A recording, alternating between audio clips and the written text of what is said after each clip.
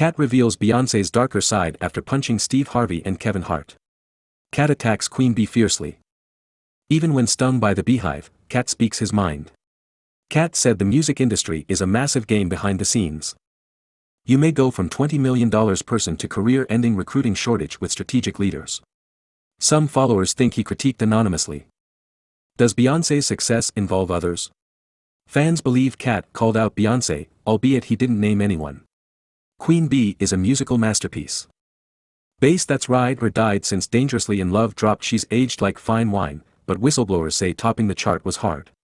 Honest Katt Williams spoke with Carrie Champion. Industrial operations T naturally, Jesse Smlee's phony business. Katt says Lee Daniels' stories sell. Janet Jackson's Super Bowl wardrobe malfunction was manufactured. Justin Timberlake's career grew while Janet's faltered. Katt doubts it. On-stage police. Commercial break. Returning people are evacuated. Even after Janet Jackson's wardrobe incident, structure and organization are visible when things run smoothly but seem chaotic. Each incident helped. Katt claims a company and money are behind this, and someone profits. The commercial side of pandemonium benefits someone.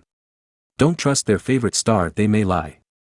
Includes Beyoncé, that's their business, so why lie and flip out? It's not pretty, therefore supporters should accept reality and stop supporting their favorites. Think about Beyoncé's past before singing Crazy in Love. Beyoncé changed music and was criticized. Her romance with singer Amaria is unclear. Saga of Beyoncé Amaria is as old as internet chats. The internet compares Amar's song to Beyoncé's 2003 smash Crazy in Love every year. Impossible to miss. Many say Beyoncé stole the title from Amir. Watch both singles videos. Fans blame Queen Bey for Ameri's singing career end. Korean-American singer to speed. Ameri's go-go style and unique vocals made her popular in the 2000s. Her mid-2000s music career ended soon. Her 2005 song One Thing got her many nominations, including the Best Female Performance Grammy. An R&B voice from 2006. Omar met producer Rich Harrison through a DC dance promoter, changing her life. Rich played music as Omar sung in their first hangout, a McDonald's parking lot. Since their connection was great, an accidental jam session led to a major collaboration. In 2002, Amerie said working with Rich Harrison would be great. She released hits that inspired J-Lo and Beyoncé. Amar's music inspired even the greatest names in the industry, but Amerie's label kept pressing her to make it larger and bolder as things heated up. Columbia refused. After 6 months, fans compared the song to Beyoncé's CZY in Love the Beehive and defended Queen Bee, stating her music dropped first but supported wealthy Harrison. Both tunes. Mastermind loved his arsenal before signing Sure to Beyoncé. The Beyoncé entrance lowered Amerie's star. Fans believe Beyoncé sabotaged and blackballed her. Industry veterans supported Beyoncé despite her inexperience. They backed Queen Beyoncé and denied that she copied Amerie's style. Poor Amerie couldn't compete. They think Crazy in Love preceded Amar's song by 2 years. Beyoncé's fame certainly helped release Say Amar's song. The juicy part, Beyoncé and Amerie shared Mary J. Blige and Toni Braxton producer Rich Harrison. Harrison had fame when Beyoncé's song dropped. It made sense that Beyoncé met Harrison through her record executive father Matthew. Fans think Mar was removed strategically. Matthew Knowles, Beyoncé's father, seemingly ran things. Breathe for Beyoncé, but she started somewhere. She worked hard and excelled despite her father's record executive job and mother's popular salon. Her connections and fortune got her there. Amerie struggled to play her go-go sound before Beyoncé. She claimed go-go isn't heard outside DC. Rich and Amir wrote Gen-influenced tracks. According to DC's go-go scene, Amir and Rich's sound caught on and BNC's crew embraced it, affecting Amar's career and leading her to a quieter life. First solo gig went well for Beyoncé. Failure, a different vibe. Mar's smashes were amplified by Rich, the mastermind. Rich wants to work with Beyoncé after her triumph. Mar fell because of her record label. Mar's revelation heated things up. The singer said Columbia Records preferred riding high singers and rarely promoted her brand. The fame train gets shadier as Amerie pursues her breakout song. Because the Great Jow was recording her Rebirth album, Columbia may have destroyed the tape.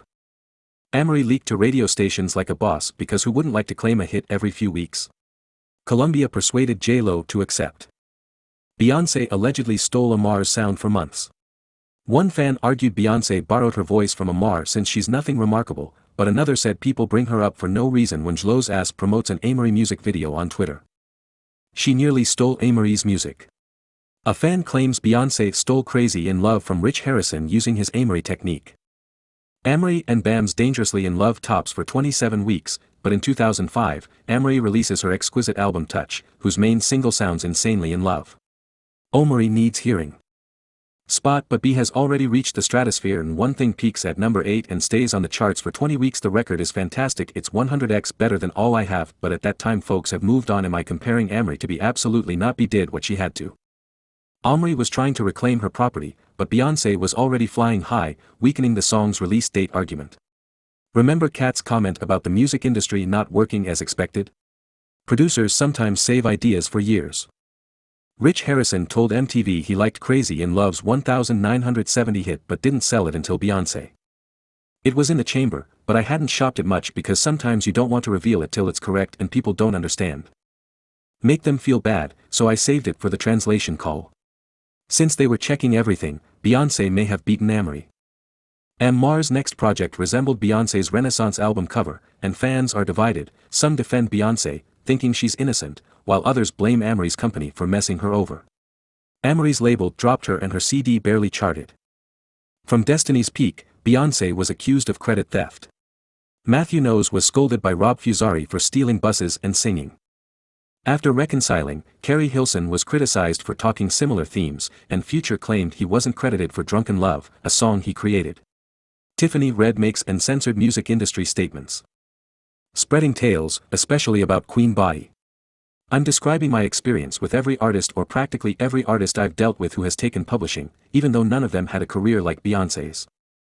Because Beyoncé is Michael Jackson, I called her out. She may alter the business's course. Tiffany claims Beyoncé took 30% of songwriting credits and publication rights for songs she didn't write. Claiming music industry dominance without moving is dishonest. I can't recall what they did after Renaissance, but a writer informed me. He said, "Look Tip, I don't want no smoke with me, like I just let her take the publishing. That's all these writers you see celebrating in a studio with these artists posted up in pictures like yeah everything is all good. These authors are exploited since they are not paid for their time, services, sound recording contribution, copyright first use, parking, or lunch." She called Beyoncé out on Instagram for underpaying composers. If she stops stealing publishing and pays 15% 30%, Beyoncé may win Album of the Year. Grammys aren't profitable. Tiffany faults Beyoncé's Nas for not speaking up about her unethical methods, but she won't stay silent. Due to my refusal to play these games, I've worked with everyone and turned down many offers, including Beyoncé. My business would increase if Beyoncé and her staff were simpler to negotiate, but the power dynamic is too high. This amount was stolen, Tiffany, and these terms are non-negotiable, thus we work for you. Beyoncé and Kelly's milkshake powerhouse realizes that her new song Energy mimics her groove, and listen. Kelly's business account went on a no-holds-barred Instagram rage when a fan page claimed Beyoncé plagiarized her work, writing, "My mind is blown too because the level of disrespect and ignorance. Disrespect and stupidity by all